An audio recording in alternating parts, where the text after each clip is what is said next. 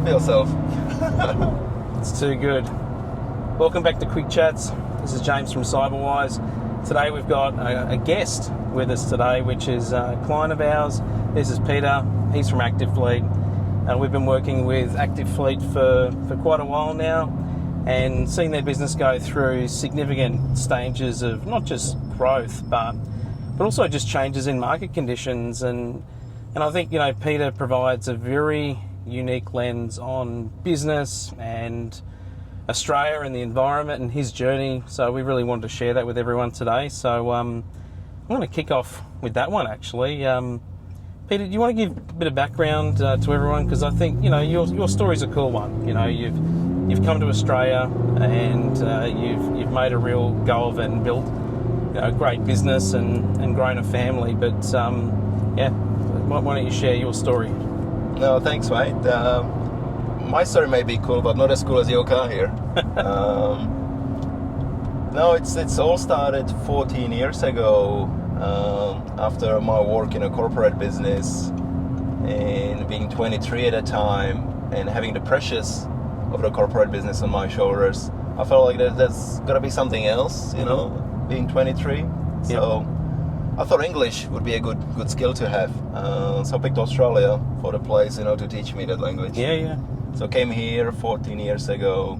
So you originally came here, couldn't speak English? A little bit. Yeah. Just enough to get by. I had some basics, to be able to get around the airport and get here. My English got me here. Yeah. And from there, 4 years, I've been trying to, fit myself in.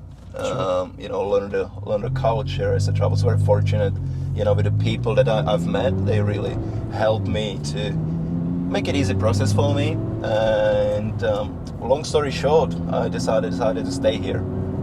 Decided to build a career in a tech business, and which led me to get to know more people and broaden my network. And one day I bumped into one gentleman running a transport company. And he came to me with a rather specific need he had for his trucks. Yep. And that sort of I saw the opportunity in then. And I became really curious.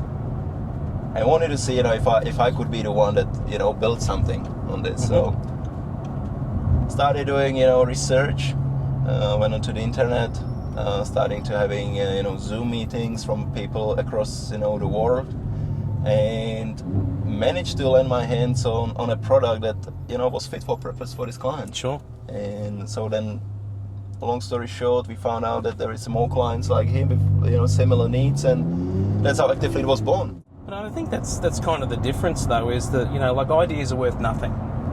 There's amazing things dreamt up every day by amazing people, but without action, the execution, it doesn't come together. That's where the tricks. And for anyone who doesn't, know what it is, the products and the services that you sell, do you want to maybe just paint a little bit of a picture? Of course, yeah. So we operate in the transport fleet management space.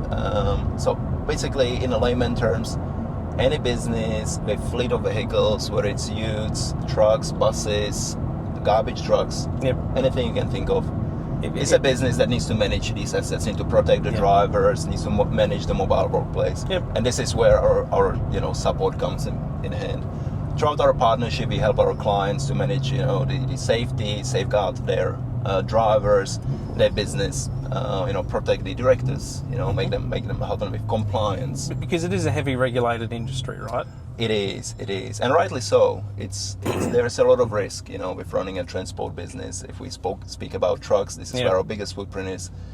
Our systems help us to make it more manageable for the clients to be compliant and take advantage of the systems for their own benefit. And it's a business that trades on safety, but it's underpinned by data. When you share with me some of the stories of how the systems, intervened, it's vibrated drivers' seats and helped avoid, near catastrophe, it really highlights that, for all the top level aspect of what you do, it's all sitting on data and technology. Has that become a bigger part of the picture, for your clients is thinking about the data aspects of it, not just the lives saved? There are definitely different types of clients. There are those that heavily understand all the data sets the systems can provide and want to utilize every piece of it to maximize their return on the investment. And those clients definitely help us understand more what the market needs, and they're really pushing the boundaries a lot of times, which we find very challenging, but we're always happy to take on the challenges and deliver and hopefully impress, and hopefully that's applicable to the broader clientele. So data-wise, clients became a lot more educated lately around what data means, how to structure data, how to use them, and that's something that we see a lot more often, where our clients are asking us about how it's managed on our end, etc. And through that, we're looking for we're looking for the best products to provide to the market, but we're also looking for the best partners for us that help us to be on the front line of the data management aspect and protection, to really safeguard and make sure that our clients feel that safeguarded. A lot of examples out in the market publicly known of data breaches, and our clients are coming with the similar questions to us now about it. So we definitely prepared for that. But it's kind of more than breaches, though, isn't it? It's how reliable, how stable your business is. Like, do you feel that they're prying more into the policies you have, the capabilities you have, your backup and failover systems, your overall cyber resilience capabilities? Do you feel like that's taking a bit more centre stage? That has been definitely the centre of the attention for a lot of people and our clients out there.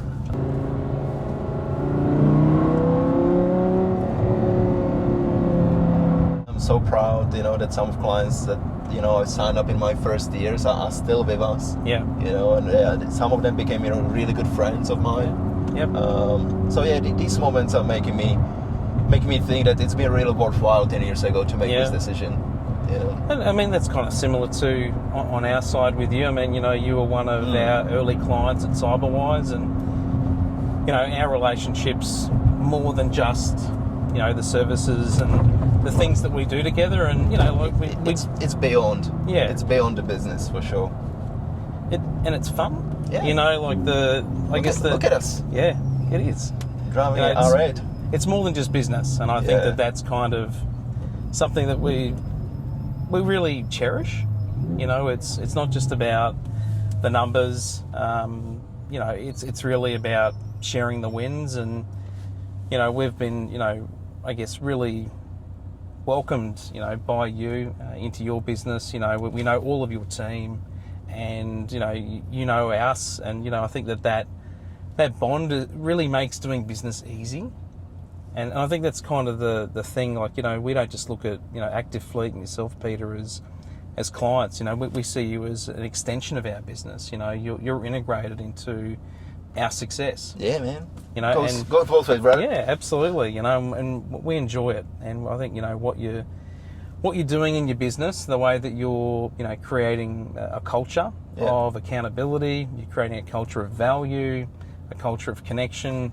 They're the things that we also hold so near and dear, which is really kind of given us the opportunity to do things like this. I don't think too many customer and client relationships can just say, hey, you want to go for a drive and hang out and talk a little bit about business. And sure, it's great to make content. We're obviously doing this as part of our new Quick Chats series, but you don't really need too much of an excuse to get in a car like this and have a good time and really think about things that are important, because really you just do keep rolling on day to day.